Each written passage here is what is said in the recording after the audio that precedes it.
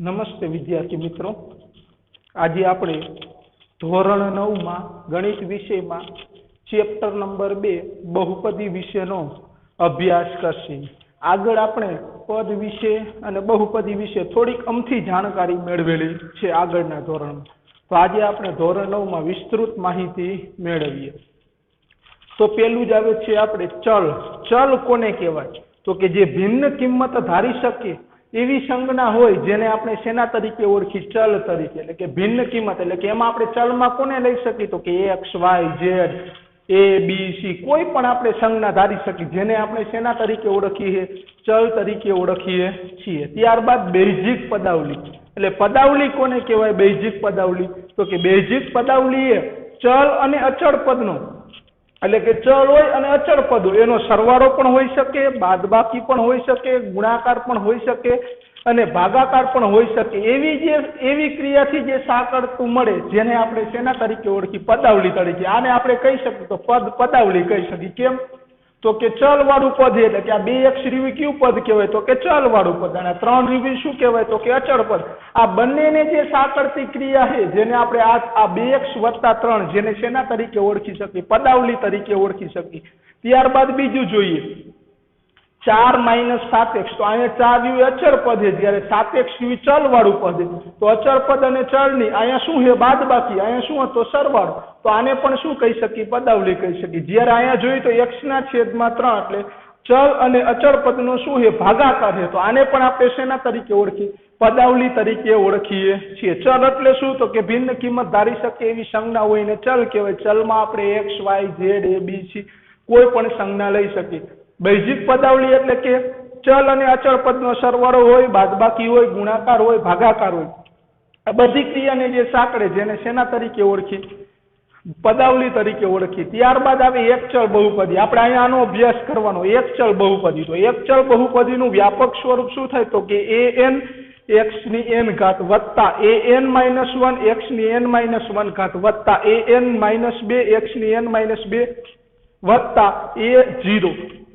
અહીં શું કહેવા માંગે? આ ખાસ સમજવાનું કે an ≠ 0 એટલે કે આ an હે એ કોઈ સંખ્યા છે। એ સંખ્યા રે આગળ 0 નથી, નકર 0 સાથે આનો ગુણાકાર કરો તો શું થઈ જાય? 0। એટલે એ 0 નથી। જ્યાં a0 a1 a2 અને an આ બધું શું છે? તો કે આ બધા અચળ પદ હોય ત્યારે આ સ્વરૂપે દર્શાવતી પદાવલીને ચલ x માં બહુપદી કહે છે। અને n રીવી હંમેશા શું હોય? પૂર્ણ સંખ્યા। જો આ ન ખબર પડે તો આ નીચે નોંધ મેં લખેલી કે બહુપદી ક્યારે થાય? તો કે એની ઘાત હંમેશા ધન હોવી જોઈએ અને બીજી કેવી હોવી જોઈએ? પૂર્ણાંક હોવી જોઈએ, તો જ એ બહુપદી થાય, નકર બહુપદી ન થાય। આ ખાસ યાદ રાખવાનું। કોઈ પણ તમને પદાવલી આપેલી હોય એમાં ચલની ઘાત જોવાની। ચલની ઘાત ધન અને પૂર્ણાંક હોય। કેવી હોવી જોઈએ પાછી? ધન અને પૂર્ણાંક હોય તો જ તે પદાવલી રહી શું થાય? એક ચલ। અને ચલ પાછો કેટલો હોવો જોઈએ? એક જ હોવો જોઈએ, તો જ એક ચલ બહુપદી થાય। આપણે ખાલી ટૂંકમાં વાત કરી તો ચલ ભલે ગમે એટલા, પણ બહુપદી ક્યારે થાય? તો કે એની ઘાત જોવાની। એ કેવી હોવી જોઈએ? તો કે ધન હોવી જોઈએ અને કેવી હોવી જોઈએ? પૂર્ણાંક હોવી જોઈએ, તો જ એ શું થાય? બહુપદી થાય। અને જો એક જ ચલ હોય એટલે કે એને કેવી કહેવાય? એક ચલ બહુપદી। હવે આવે બહુપદીની ઘાત।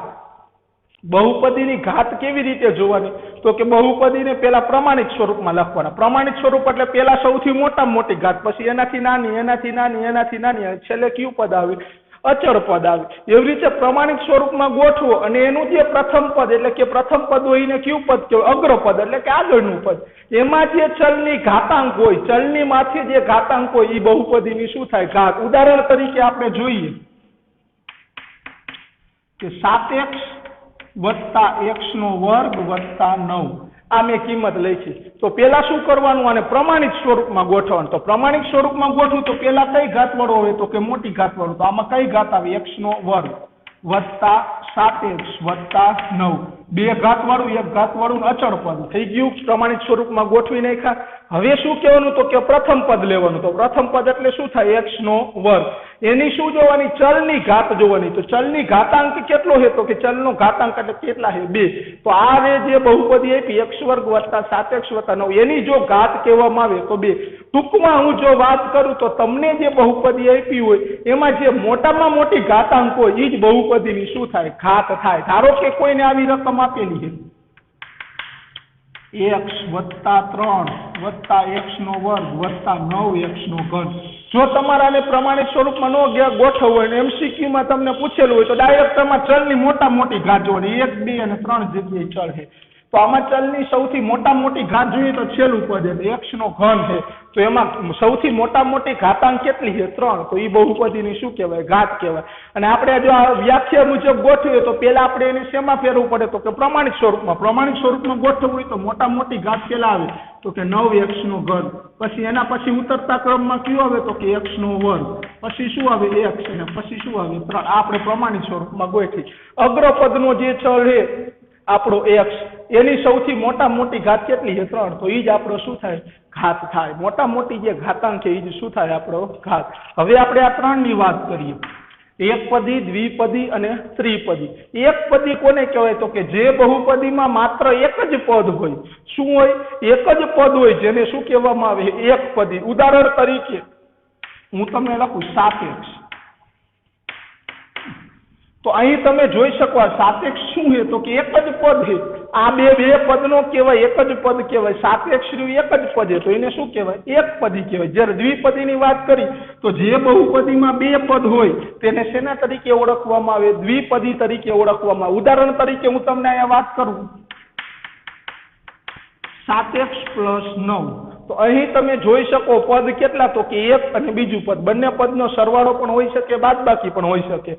7x + 9 તો અહીં પદ કેટલા છે 2 તો આપણે એને શેના તરીકે ઓળખી શકીએ દ્વિપદી તરીકે ઓળખી શકીએ. હવે ત્યારબાદ આવે છે ત્રીજું ત્રિપદી તો કે જે બહુપદીમાં 3 પદ હોય તેને શેના તરીકે ઓળખવામાં ત્રિપદી. ઉદાહરણ તરીકે આપણે 3 પદ વાળું કોઈ ઉદાહરણ લઈએ 7x નો વર્ગ વત્તા 3x + 6 તો અહીં તમે જોઈ શકો એક પદ બે પદ અને 3 પદ તો અહીં 3 પદ છે તો આને શેના તરીકે ઓળખી ત્રિપદી. પદ ગણવાના જો એક જ પદ હોય તો એકપદી, બે પદ હોય તો દ્વિપદી, 3 પદ હોય તો ત્રિપદી, 4 હોય તો ચારપદી, 5 હોય તો પાંચપદી. એ આપણે આગળ આવતું નથી પણ 3 સુધી આપણે ખાસ યાદ રાખવાનું. ફરીથી વાત કરી બહુપદીમાં પેલું ચલ કોને કહેવાય તો કે જે ભિન્ન કિંમત ધારણ કરી શકે એવી જે સંજ્ઞા હોય જેને શેના તરીકે ઓળખવામાં આવે ચલ. ચલમાં આપણે શું લઈ શકીએ તો કે x y z a b c કોઈ પણ સંજ્ઞા આપણે લઈ શકીએ. હવે પદાવલી કોને કહેવાય તો કે જે બૈજિક પદાવલી કોને કહેવાય તો કે ચલ અને અચળ પદ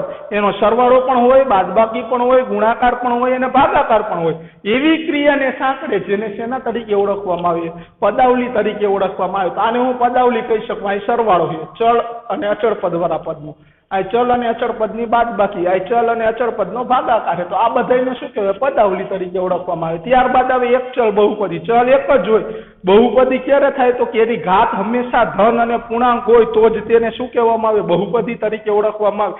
જો ઘાત રહી અપૂર્ણાંક હોય ચલની ઘાત અપૂર્ણાંક હોય અથવા તો ઋણ હોય તો એને બહુપદી ઓળખવામાં આવતા નથી એટલે કે બહુપદી કહેવાય નહીં. ત્યારબાદ બહુપદીની ઘાત તો આપણે શું કરવાનું બહુપદીની ઘાતમાં તો કે આપણને જે રકમ આપેલી હોય એમાં ચલની સૌથી મોટામાં મોટી ઘાત હોય જે મોટામાં મોટી ઘાતાંક હોય જેને બહુપદીની શેના તરીકે ઓળખવામાં આવે ઘાત. અથવા તો તમે તેને પ્રમાણિત સ્વરૂપમાં ગોઠવો અને જે પહેલું પદ હોય એનો જે ચલ હોય એની જે ઘાતાંક છે એને શેના તરીકે ઓળખવામાં આવે ઘાત તરીકે. ત્યારબાદ એકપદી તો કે જે બહુપદીમાં માત્ર એક જ પદ હોય એને શું કહેવાય એકપદી કહેવાય. જે બહુપદીમાં માત્ર બે જ પદ હોય જેને દ્વિપદી અને જે બહુપદીમાં માત્ર 3 જ પદ હોય જેને ત્રિપદી તરીકે ઓળખવામાં આવે છે. આ ખાસ આપણે યાદ રાખવાનું થાય. આનું ખાસ ધ્યાન રાખજો બહુપદી ક્યારે થાય તો કે ચલની ઘાત ધન અને પૂર્ણાંક હોય તો જ બહુપદી કહેવાય નકર કહેવાય નહીં. આ ખાસ યાદ આપણે રાખવાનું. આ જે આગળની માહિતી રહી આ જે મેં માહિતી આપી આગળ તમે એકપદી દ્વિપદી વિશેનો અભ્યાસ કર્યો. હવે આપણે આગળ બહુપદી વિશેના દાખલા અને એનો અભ્યાસ કરશી. આ એકવાર તમે ખાસ યાદ રાખી લેજો. આગળ બહુપદીનો અભ્યાસ કર્યા બાદ હવે આપણે સ્વાધ્યાય 2.1 ની શરૂઆત કરીએ. તો દાખલા નંબર 1 આપણને આપેલો છે કે નીચે આપેલી અભિવ્યક્તિઓ પૈકી કઈ બહુપદી એક ચલ વાળી છે અને કઈ બહુપદી એક ચલ વાળી નથી. તમારા જવાબ માટે કારણ આપો. તમને જે અભિવ્યક્તિઓ આપેલી છે એ એક ચલ વાળી કઈ છે એ જણાવવાનું. એક ચલ વાળી કઈ છે અને કઈ બહુપદી એક ચલ વાળી નથી એનો જવાબ આપવાનો છે. એના માટે તમારે શું આપવાનું થાય કારણ. તો પેલી જ વસ્તુ કે આપણે અગાઉ શીખ્યા કે એક ચલ બહુપદી કોને કહેવાય તો કે એમાં ચલ એક જ હોવો જોઈએ અને એની ઘાત પાછી ધન અને પૂર્ણાંક હોવી જોઈએ તો જ તે એક ચલવાળી બહુપદી કહેવાય. તો આપણે અહીં જે રકમ આપેલી છે એમાં ખાસ ધ્યાન રાખવાનું થાય. આપણે શું જોવાનું થાય તો કે આપણને જે બહુપદી આપેલી છે એટલે કે આપણને જે અભિવ્યક્તિઓ આપેલી છે એમાં જોવાનું ચલ કેટલા હોવા જોઈએ તો કે એક જ હોવો જોઈએ, તેમજ તેની ઘાત જોવાની જે કેવી હોવી જોઈએ ધન અને પૂર્ણાંક હોય તો જ તે એક ચલ બહુપદી કહેવામાં આવે છે. તો આપણે પહેલી રકમ જોઈએ તો આપણને પહેલી રકમ આપેલી છે કે 4x² - 3x + 7. તો પેલું એ જોવાનું કે આપણે આમાં ચલ કેટલા છે તો અહીં જોઈ શકીએ એક જ ચલ છે. અહીં જોઈ શકો તમે આખી રકમમાં ચલ કેટલા છે તો કે એક જ છે અને એ ચલ એ પાછો કયો છે તો કે એક છે. તો હવે આપણે શું જોવાનું થાય તો કે ચલ એક જ છે બરાબર. હવે આપણે બીજું શું જોવાનું થાય તો કે એની ઘાત જોવાની. ઘાત કેવી હોવી જોઈએ તો કે ધન અને પૂર્ણાંક હોવી જોઈએ. તો અહીંયા તમે ઘાત જોઈ શકો અહીં બે ઘાત છે તો એ ધન છે અને પૂર્ણાંક છે. અહીંયા કાંઈ ન હોય તો એક ઘાત હોય તો એ પણ ધન અને કેવી છે પૂર્ણાંક છે, માટે એક ચલ બહુપદી કહેવાય. તો લખવાનું કે હા 4x² - 3x + 7 એ એક ચલ બહુપદી છે. કારણ કે એક ચલ બહુપદી એ કેમ તો કે કારણ કે આપણે કારણ પૂછ્યું કારણ કે ચલની ઘાત ધન અને કેવી છે પૂર્ણાંક છે. કેમ તો કે બહુપદી એક ચલ એ કેમ તો કે એની ચલની ઘાત રહી ધન અને પાછી કેવી છે પૂર્ણાંક. તમે જોઈ શકો લખવું હોય તો લખી શકો કે અહીં x² ની ઘાત 2 છે અને અહીંયા ઘાત કેટલી છે બંને કેવી છે ધન અને વળી પાછી કેવી છે પૂર્ણાંક છે. ત્યારબાદ બીજી રકમ જોઈએ તો y² + વર્ગમૂળ 2. તો અહીંયા આપણે ચલ જ જોવાનો. ચલ કેટલા છે તો કે એક જ ચલ છે કયો તો કે y રહ્યું એટલે એક ચલ તો થઈ ગયો. હવે બીજું શું જોવાનું એની ઘાત જોવાની. એની ઘાત કેવી હોવી જોઈએ તો કે ધન અને પૂર્ણાંક હોવી જોઈએ. તો y² એટલે એની ઘાત રહી 2 થાય તો 2 ઘાત એ ધન છે અને પૂર્ણાંક છે. તો આ બહુપદી એટલે કે આપેલી જે અભિવ્યક્તિ રહી એ પણ શું થાય એક ચલ બહુપદી થાય. તો લખવાનું કે y² + વર્ગમૂળ 2 એ એક ચલ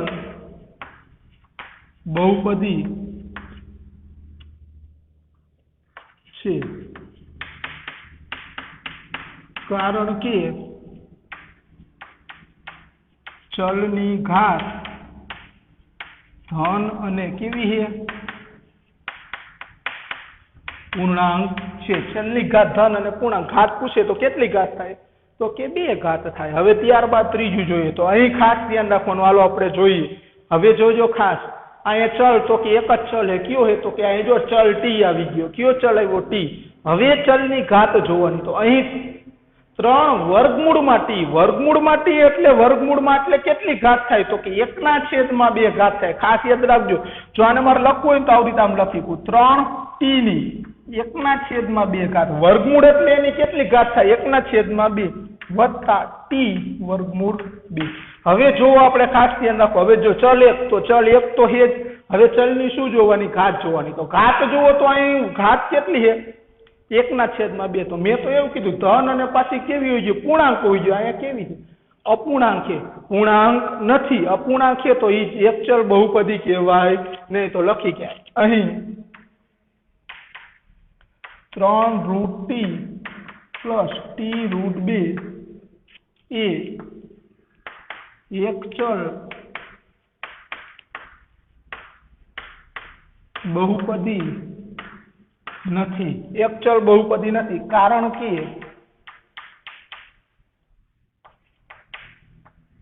t ની 1/2 ઘાત છે જે કેવી છે અપૂર્ણાંક છે. આ એક ચલ બહુપદી નથી કેમ કે બહુપદી ત્યારે થાય કે જેની ઘાત ધન અને પૂર્ણાંક હોય છે. તો અહીં તમે ઘાત જુઓ તો એની ઘાત રહી 1/2 જે કેવી છે અપૂર્ણાંક છે, માટે તે એક ચલ બહુપદી કહેવાય નહીં. ત્યારબાદ ચોથું જોઈએ તો એમાં પણ ખાસ ધ્યાન રાખવાનું. હવે અહીંયા ઘાત જોઈ તો પેલા તો આપણે આને લખવું હોય તો આમ લખીએ ym ના વત્તા આપણે ખબર છે ઘાત ઘાતાંકના નિયમ મુજબ જે ભાગાકારમાં હોય એની ઘાત અહીંયા કાંઈ ન હોય તો કેટલી ઘાત હોય 1 ઘાત. પણ ઉપર જાય તો કેવી ઘાત થઈ જાય -1 ઘાત થાય. આવી રીતે તમે લખી શકો જે આગળ તમે 8મા ધોરણમાં શીખી ગયા બરાબર ભાગાકારમાં હે એ જો ઉપર જાય તો એ કેવી થઈ જાય ઘાત અહીંયા ધન હતી તો કેવી થાય ઋણ ધારો કે અહીંયા 2 ઘાત તો ઉપર કેવી થઈ જાય -2 ઘાત તો હવે તમે જોઈ શકો કે અહીંયા બહુપદી થાય કે ન થાય તો કે ન થાય કેમ તો કે ચલ એક જ છે આપણો y બરાબર ચલ તો એક જ છે પણ ચલની ઘાત જુઓ તો અહીં કેવી છે ધન અને પૂર્ણાંક હોવી જોઈએ પરંતુ છે કેવી માઇનસ એટલે ઋણ છે માટે એક ચલ બહુપદી થાય નહીં તો લખી કે અહીં y પ્લસ 2/y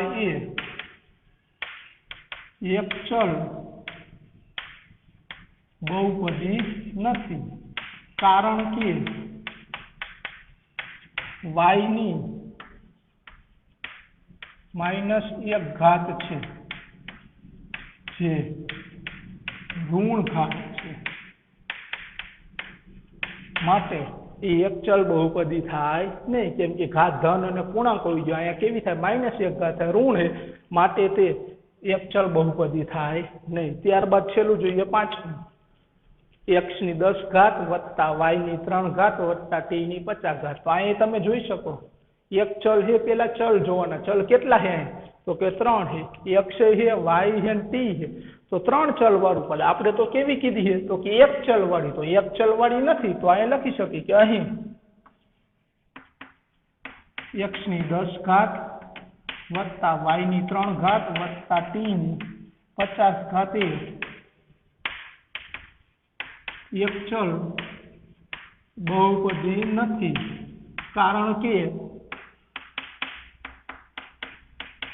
અહીં ચલ 3 છે જે x y અને t છે આ એક ચલ બહુપદી નથી કારણ કે એની ચલ રે આપણા કેટલા છે 3 ચલ થાય x થાય y થાય t થાય તો 3 ચલ વાળી બહુપદી થઈ બહુપદી કહેવાય કેમ કે એની ઘાત બધેમાં જો ધન અને પૂર્ણાંક તો છે જ એટલે બહુપદી તો છે જ પણ એક ચલ વાળી બહુપદી નથી કેમ કે અહીંયા ચલ કેટલા છે 3 છે x છે y છે અને t પણ છે માટે એક ચલ વાળી બહુપદી આપણે કહી શકીએ નહીં બહુપદી તો છે જ કેમ કે એની ઘાત રે ધન અને પૂર્ણાંક તો છે પણ ચલ એક નથી ચલ કેટલા છે 3 એટલે 3 ચલ વાળી બહુપદી તરીકે ઓળખવામાં આવે તો તમને અહીંયા પૂછે કે અભિવ્યક્તિઓ કઈ એક ચલ વાળી છે બહુપદી એટલે કારણ તો આપણે જોવાનું ચલ એક જ હોવો જોઈએ એની ઘાત કેવી હોવી જોઈએ ધન અને પૂર્ણાંક હોવી જોઈએ તો જ એ એક ચલ વાળી બહુપદી થાય ત્યારબાદ દાખલા નંબર 2 જોઈએ તો નીચેનામાં x વર્ગનો સહગુણક લખો એટલે કે x વર્ગ વાળું જે પદ હોય એનો સહગુણક એટલે કે સાથે જે ગુણાયેલો હોય તે x વર્ગ વાળા પદની સાથે જે ગુણાયેલો હોય એને સહગુણક કહેવાય તો સહગુણક જોવાનો થાય તો આપણે પેલો દાખલો જોઈએ 2 વત્તા x નો વર્ગ વત્તા x તો અહીં લખી x વર્ગનો સહગુણક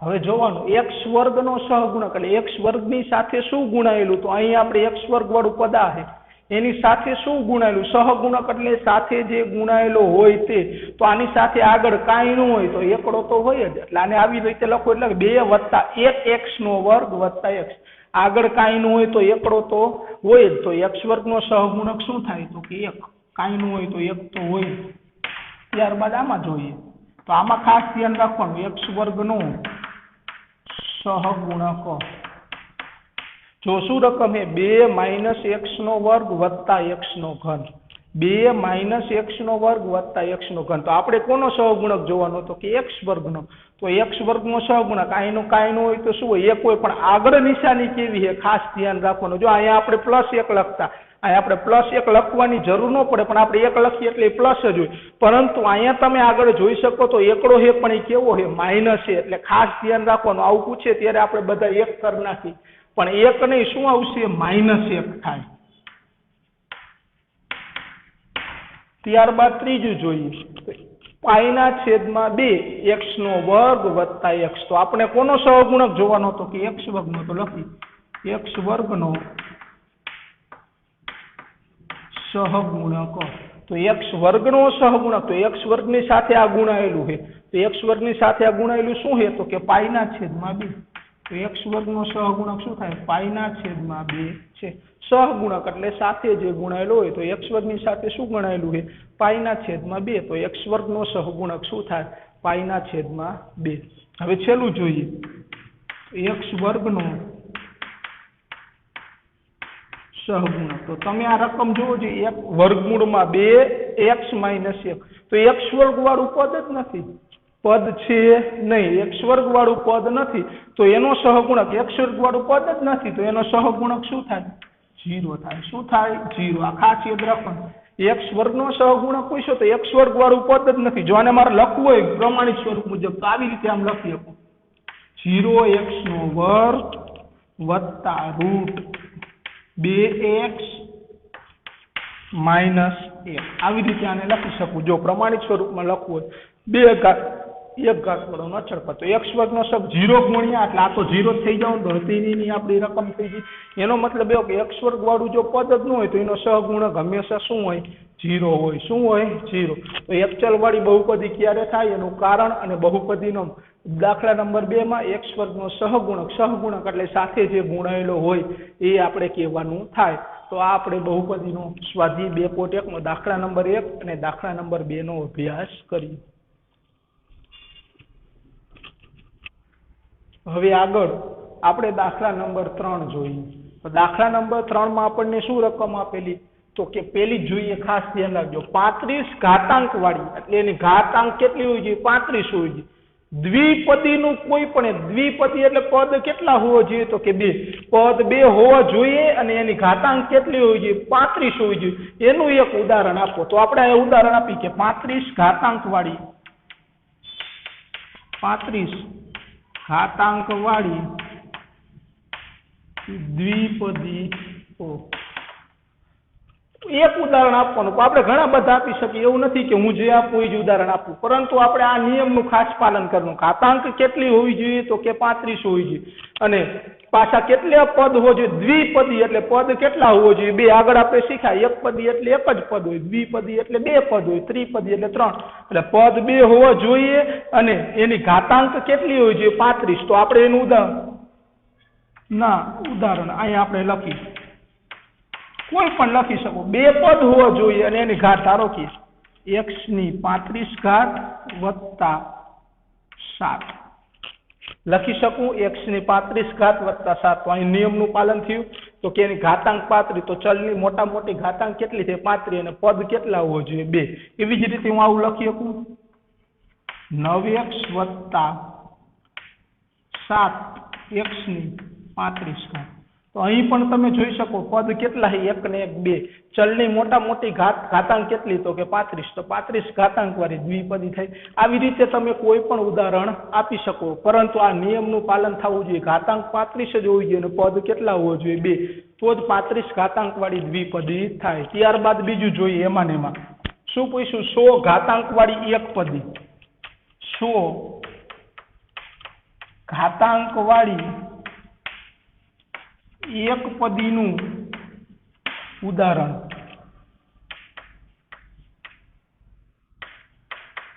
કેટલી? 100 ઘાતાંક એટલે એની મોટા મોટી ઘાતાંક કેટલી હોય છે? 100. અને પાછા કેટલા પદ? તો કે એક જ પદ હોવું જોઈએ. તો આપણે ઘણા બધા ઉદાહરણ આપી શકું. આવું લખીએ, x ની 100 ઘાત. તો કે જોવો જોઈએ મોટા મોટી ઘાતાંક કેટલી? 100. અને પાછા પદ કેટલા હોવા જોઈએ? તો કે એક જ પદ. બીજું લખવું હોય તો આવું લખીએ, √7 y ની 100 ઘાત. તોય લખી શકું √7 y ની 100 ઘાત. અહીં પદ કેટલા છે? એક જ છે અને ચલની ઘાતાંક કેટલી છે? 100. તો 100 ઘાતાંક વાળો અને કેટલા પદ છે? એક જ પદ. આવી રીતે તમે ઘણા બધા તમારી રીતે ઉદાહરણ આપી શકો, પરંતુ આ નિયમનું પાલન થવું જોઈએ. બરાબર. અહીંયા 100 ઘાતાંક હોવો જોઈએ, પદ કેટલા હોવો જોઈએ? એક જ. અહીં 35 ઘાતાંક હોઈએ પણ પદ કેટલા હોવો જોઈએ? 2. તો 2 પદે. ત્યારબાદ દાખલા નંબર 4 જોઈએ. તો દાખલા નંબર 4 માં આપણને શું કીધું? તો કે નીચે આપેલી બહુપદીઓનો ઘાત જણાવો. બહુપદીઓનો ઘાત આપણે શીખી ગયા આગળ. બરાબર. બહુપદીઓની ઘાત કોને કહેવાય તો બે રીતે આપણે શીખા. તો પેલા એને વ્યાપક સ્વરૂપમાં એટલે કે પ્રમાણિક સ્વરૂપમાં ગોઠવવાનું અને પેલા પદની જે ઘાત હોય એને બહુપદીને શું કહેવાય? પેલા પદની જે ઘાતાંક હોય એને બહુપદીની ઘાત કહેવાય. પરંતુ મેં તમને ટૂંકમાં પણ શીખડાયું કે જે રકમ આપેલી હોય એમાં ચલની જે મોટા મોટી ઘાત હોય એ ઘાત મોટા મોટી જે ઘાતાંક હોય એ જ બહુપદીની શું થાય? ઘાત. તો આપણે પ્રમાણિક સ્વરૂપમાં પણ ફેરવવાની જરૂર પડશે નહીં. રકમ જોઈ લેવાની, એમાં જે ચલ આવ્યું હોય એની મોટા મોટી ઘાતાંક હોય એ જ બહુપદીની શું થાય? ઘાત થાય. તો અહીંયા આપણે લખી બહુપદીની ઘાત. તો પેલી રકમ આપી 5x નો ઘન વત્તા 4x નો વર્ગ વત્તા 7x. તો ચલ કેટલા? એક જ છે. કયો ચલ? x. એમાં મોટા મોટી ઘાતાંક કેટલી છે તો કે 3. તો બહુપદીની ઘાત કેટલી થાય? 3. બહુપદીની ઘાત કેટલી થાય? 3 છે. કેમ કે મોટા મોટી ઘાતાંક 3. બીજામાં જોઈએ તો બીજાની રકમ આપી 4 - y નો વર્ગ. તો અહીંયા ચલ શું છે? y. એની મોટા મોટી ઘાતાંક કેટલી છે? 2. તો બહુપદીની ઘાત કેટલી થાય? 2.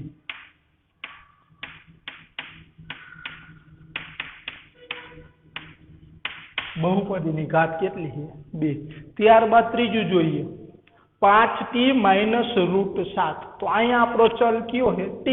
તો t ની મોટા મોટી ઘાતાંક કેટલી છે તો કે આ કાંઈ નથી. કાંઈ ન હોય તો કેટલી હોય? 1 તો હોય જ. અને આવું લખવું એટલે લખી શકું 5t ની 1 ઘાત. કાંઈ ન હોય તો 1 ઘાત તો હોય જ. એટલે તો આપણે લખી બહુપદીની ઘાત 1 ઘાત થાય. બહુપદીની ઘાત કેટલી છે તો કે 1 છે. કેમ કે જે ચલ t છે એ t ની ઘાત કેટલી છે? 1 છે. હવે અહીંયા જુઓ ચોથું 3. તો ચલ જ નથી. તો ચલ હોય તો એની ઘાત આપણે દર્શાવી શકીએ. બહુપદીમાં ચલ હોય તો આ બધાયમાં ચલ હતા, અહીંયા તો 3 અચળ પદ આપ્યું. એની કોઈ ચલ છે જ નહીં તો એની ઘાત કેટલી ગણાય? 0. કાંઈ ન હોય તો કેટલી ઘાત કહેવાય? 0. તો કે બહુપદીની ઘાત 0 છે.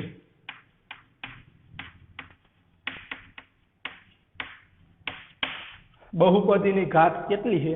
0. ત્યારબાદ દાખલા નંબર 5. નીચે આપેલી બહુપદીઓ સુરેખ છે, દ્વિઘાત છે કે ત્રિઘાત બહુપદી તેનું વર્ગીકરણ કરો. આના માટે આગળ આપણે ધોરણ 8 માં શીખી ગયા, પરંતુ ધોરણ 9 માં ફરીથી એની વાત કરીએ.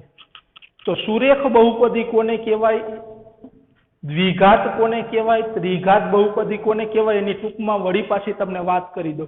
તો કે આપેલી જે બહુપદી હોય એમાં ચલની જો મોટામાં મોટી ઘાતાંક 1 હોય, એટલે કે તમને જે રકમ આપેલી હોય એમાં ચલ જોવાનો, ચલની ઘાત જો 1 જ હોય તો એ બહુપદીને સુરેખ બહુપદી તરીકે ઓળખવામાં આવે. આ ખાસ યાદ રાખજો. જો ચલની મોટામાં મોટી ઘાત 1 જ હોય તો એને સુરેખ બહુપદી કહેવાય. બીજી વાત કરી દ્વિઘાત બહુપદી. તો કે જો બહુપદીમાં ચલની મોટામાં મોટી ઘાત 2 હોય, એટલે કે ચલ જે રકમ આપેલી એમાં ચલ જોવાનો, એની મોટામાં મોટી ઘાત જો 2 હોય તો એને કઈ બહુપદી કહેવાય? દ્વિઘાત બહુપદી કહેવાય. ત્યારબાદ ત્રિઘાત બહુપદી. તો ત્રિઘાત બહુપદી એટલે તો કે જે બહુપદીમાં ચલની મોટામાં મોટી ઘાત 3 હોય તો એને કઈ બહુપદી કહેવાય? ત્રિઘાત બહુપદી. જો ચલમાં મોટામાં મોટી ઘાત 1 જ હોય તો સુરેખ કહેવાય. જો મોટામાં મોટી ઘાત 2 હોય તો દ્વિઘાત કહેવાય. મોટામાં મોટી ઘાત 3 હોય તો ત્રિઘાત કહેવાય. આપણે રકમ જોવાની થાય. આવું આપણે આગળ 8મા ધોરણમાં શીખી ગયા. હવે આપણે અહીંયા રકમ પ્રમાણે જોઈએ તો અહીંયા આપણે પેલી જ બહુપદી આપેલી x નો વર્ગ વત્તા x. તો આપણે બહુપદી જોવાની, એમાં ચલ જોવાના. તો ચલ કયો છે તો કે x છે. એની મોટા મોટી ઘાત કેટલી? તો કે અહીંયા કાંઈ ન હોય તો 1 ઘાત, અને અહીં કેટલી? 2. તો મોટા મોટી ઘાત કેટલી છે? 2. તો 2 ઘાત હોય તો કઈ બહુપદી કહેવાય? દ્વિઘાત બહુપદી.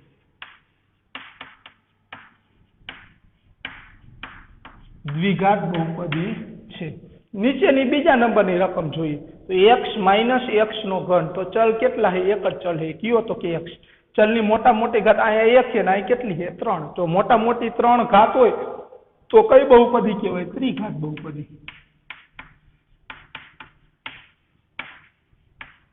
ત્રિઘાત બહુપદી છે. ત્યારબાદ ત્રીજું જોઈએ તો અહીં ચલ કયો છે તો કે y. એની મોટા મોટી ઘાત કેટલી? અહીંયા 1 છે ને અહીં કેટલી છે? 2. તો મોટા મોટી 2 ઘાત છે તો કઈ કહેવાય? દ્વિઘાત બહુપદી છે.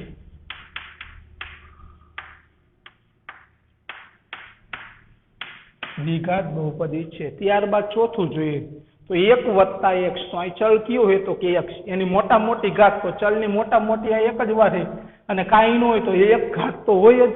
તો ચલની 1 જ ઘાત હોય તો એને કેવી બહુપદી બોલાય? સુરેખ બહુપદી છે. 1 જ ઘાત હોય તો કઈ બહુપદી બોલાય? તો કે સુરેખ સુરેખ બહુપદી છે. ત્યારબાદ નીચે પાંચમું જોઈએ તો અહીંયા ચલ પાંચમામાં રકમ આપી 3t, એક જ પદ છે 3t, તો અહીંયા ચલ કયો હોય આપણો તો કે t છે, તો t ની કાંઈ ઘાત ન હોય તો એક ઘાત તો હોય જ, તો એક જ ઘાત હોય તો કેવી બહુપદી બોલાય? સુરેખ બહુપદી. તો અહીંયા શું લખશી? સુરેખ બહુપદી છે. ત્યારબાદ છઠ્ઠું જોઈએ તો છઠ્ઠામાં રકમ આપેલી r નો વર્ગ, તો અહીંયા ચલ આપણો કયો થયો? r, અને એનો શું છે? વર્ગ. તો r ની મોટા મોટી ઘાત કેટલી છે? 2. એક જ પદ છે ને પાછી એની ઘાત કેટલી છે? 2. તો 2 ઘાત હોય તો કઈ બહુપદી બોલાય? તો કે દ્વિઘાત. લખી દ્વિઘાત બહુપદી છે. છેલ્લું જોઈએ 7x નો ઘન, તો ચલ કયો છે તો કે x, એની મોટા મોટી ઘાત એક જ પદ છે ને એની જ ઘાત કેટલી છે? 3. તો મોટા મોટી 3 ઘાત હોય તો કઈ બહુપદી બોલાય? 3 ઘાત હોય તો ત્રિઘાત. ત્રિઘાત બહુપદી છે. બરાબર, ત્રિઘાત બહુપદી છે. દાખલા નંબર 3 માં આપણને શું કીધું હતું? 35 ઘાતાંક વાળી દ્વિપદી, 2 પદ હોવા જોઈએ અને એની મોટા મોટી ઘાત કેટલી હોવી જોઈએ? 35 હોવી જોઈએ. અને બીજું 100 ઘાતાંક વાળી પાછી કેવી? એક પદી, એટલે પદ જ એક જ હોવું જોઈએ, પાછી એની ઘાત કેટલી હોવી જોઈએ? 100.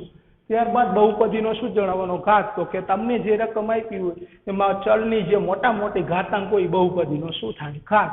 અને આપણને સુરેખ દ્વિઘાત કે ત્રિઘાત છે એ કેવી રીતે નક્કી થાય? તો કે બહુપદી આપી હોય એમાં ચલની મોટા મોટી ઘાત જોવાની. જો એક જ ઘાત હોય તો એને સુરેખ બહુપદી કહેવાય, મોટા મોટી 2 ઘાત હોય તો દ્વિઘાત કહેવાય, મોટા મોટી 3 ઘાત હોય તો ત્રિઘાત બહુપદી તરીકે ઓળખવામાં આવે છે. આવી રીતે આપણે સ્વાધ્યાય 2.1 આપણું શું થાય? પૂરું થાય. જે આગળની માહિતી હતી. હવે પછી આગળ આપણે બહુપદી વિશેનો અભ્યાસ